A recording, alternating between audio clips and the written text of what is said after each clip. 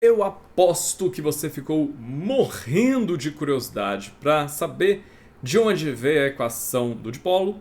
Por isso, não se preocupe mais, porque agora nós vamos fazer a demonstração da equação do campo de um dipolo. Para isso, a gente começa com aquela mesma representação que a gente viu do dipolo. E aí, vamos lá. Considere que as distâncias das cargas positivas e negativas do dipolo até o ponto P são, respectivamente, R mais e R menos. A distância da carga positiva até o ponto P é R mais, a distância da carga negativa até o ponto P é R menos. Da mesma forma, o campo criado pelas cargas positiva e negativa no ponto P são, respectivamente, E mais e E menos. O campo da carga positiva no ponto P é o E mais, o campo da carga negativa no ponto P é o E menos.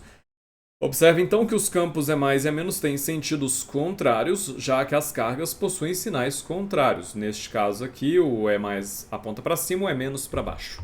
Assim, o campo no ponto P vai ser a diferença entre esses dois campos, já que eles têm a mesma direção em sentidos contrários. Ou seja, o E vai ser o E mais menos o E menos, em módulo, que vai ser então KQ, que é essa carga, sobre R mais ao quadrado, menos K vezes o módulo do menos Q sobre R menos ao quadrado. Aqui a gente está pegando só o módulo, porque a gente já considerou o sinal quando a gente disse que esse campo aponta para baixo. Então, nós temos que o R mais é Z menos D sobre 2. Vamos entender aqui, olha só. Esse R mais aqui corresponde a esse tamanho Z, que é a distância do centro do dipolo até o ponto P. Então, corresponde a esse tamanho Z menos metade dessa distância D, porque essa distância aqui é D sobre 2. Então, repara que Z menos D sobre 2 vai dar o R+. Outra forma de pensar é R mais D sobre 2 é igual a Z. Então, R mais é igual a Z menos D sobre 2, e de forma semelhante, o R menos é igual a Z mais D sobre 2, ó. O R menos é igual ao Z mais D sobre 2. D sobre 2 aqui, Z aqui corresponde ao R menos. Então, substituindo aqui onde tem R mais e R menos por Z menos D sobre 2 e Z mais D sobre 2, nós temos essa equação aqui. Eu também coloquei o KQ em evidência. Aqui vira só Q, né?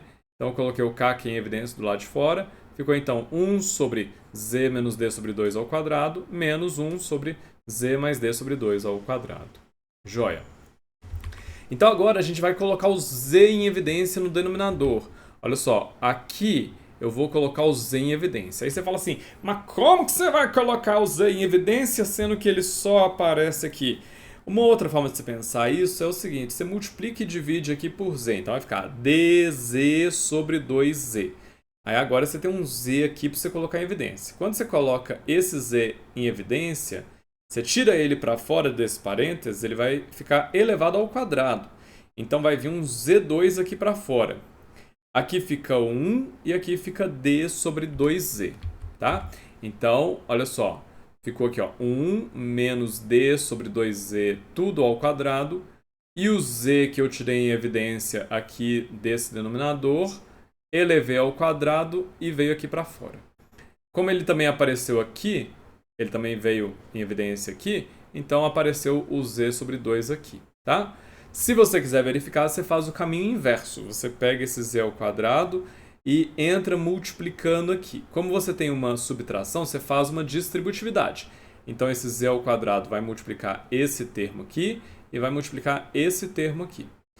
Quando você multiplica ele para colocar ele dentro do parênteses, você coloca o ao quadrado em evidência, vai ficar Z menos D sobre 2, tá bom? Se você não entendeu, confia, e aí segue. Logo, então olha só, a gente chegou nisso daqui, eu vou pegar esse termo aqui, reescrever ele, em vez de escrever como 1 sobre 1 menos D sobre 2Z ao quadrado, eu vou escrever como 1 menos D sobre 2Z elevado a menos 2. Então, basicamente, eu só escrevi essa fração inversa, colocando o negativo aqui no expoente. E a mesma coisa aqui para esse outro cara, tá? Se você está perdido aí ou perdido no algebrismo, respira fundo. Se você quiser, pausa o vídeo, vai acompanhando aí passo a passo, tenta fazer para você entender o raciocínio.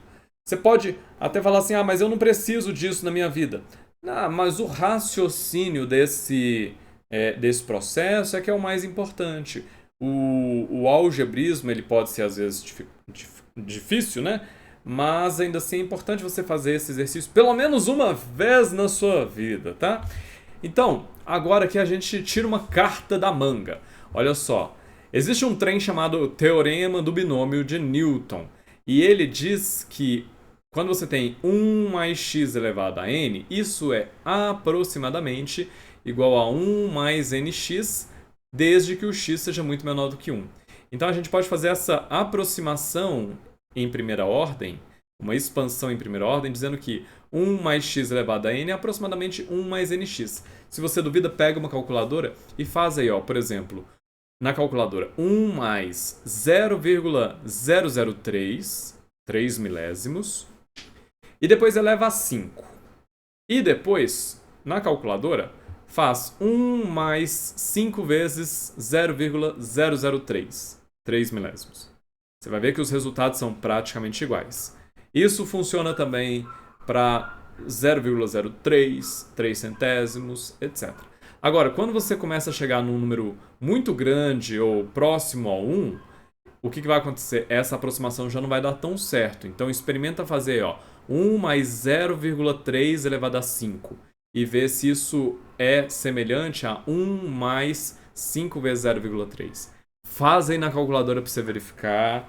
Não acredite no seu professor, ele pode estar mentindo só para rir da sua cara quando você não estiver vendo, tá? Então faz aí para verificar. Então, considerando a expansão do teorema do binômio de Newton, nós podemos fazer o D muito menor do que o Z, ou seja, essa distância aqui entre as cargas ser muito menor do que a distância do centro do dipolo até o ponto P. Isso faz sentido quando a gente está tratando, por exemplo, de uma molécula, né? E aí, com isso, nós pegamos apenas pontos cuja distância seja muito maior do que o tamanho do dipolo. Z é muito maior do que o D. E com isso, a gente pode fazer a expansão usando o teorema do binômio de Newton. 1 mais D sobre 2Z, esse termo aqui vai ser muito pequeno, porque o D vai ser muito menor do que o Z. E aí a gente pode usar o fato de que 1 mais x elevado a n é aproximadamente 1 mais nx. Ou seja, 1 mais D sobre 2Z elevado a menos 2 vai ser aproximadamente 1 menos D sobre Z. O sinal de menos veio para cá. O 2 multiplicando cancelou com esse 2 dividindo, ficou D sobre Z. E isso vale também para o caso em que a gente tem 1 menos D sobre 2Z elevado a menos 2, vai virar 1 mais D sobre Z. Então, para casos em que o D é muito menor do que o Z, a gente pode usar a expansão do teorema do binômio de Newton para escrever isso daqui. E aí, dessa forma, a gente tem que o campo elétrico vai ser Q sobre Z ao quadrado vezes. Aqui vai virar 1 mais D sobre Z e aqui vai virar 1 menos D sobre Z. A gente subtrai os dois. E aí, com isso, eu vou ter 1 menos 1, que vai cancelar, e D sobre Z menos D sobre Z, vai somar, vai ficar D sobre Z mais D sobre Z, que dá 2D sobre Z. Ou seja, olha que lindo! Esse parênteses feioso todo aqui, ó, reduziu para este termo, que é muito mais simples. Então a gente tem KQ sobre Z ao quadrado vezes 2D sobre Z. Aí com isso eu vou pegar o 2, botar aqui, o K botar aqui, Q vezes D é o nosso P, o dipolo elétrico, tá aqui, e Z ao quadrado vezes Z no denominador virou Z3. Por isso que o campo elétrico de um dipolo é dado por 2kp sobre Z ao cubo. Agora também você já sabe, o que você não sabia antes, que esta fórmula é uma aproximação em primeira ordem que é válida para pontos P que estão no eixo do dipolo e também para pontos em que o Z é muito maior do que o D. Se a gente começar a fazer esse Z ser muito próximo ao tamanho do D, essa fórmula aqui já começa a falhar, tá? Mas aquela fórmula inicial que a gente usou para calcular os campos, ela continua valendo. Então, você que estava aí morrendo de curiosidade para saber de onde veio a fórmula do dipolo, agora já sabe. Só espero que você não tenha se arrependido de ter tido essa curiosidade.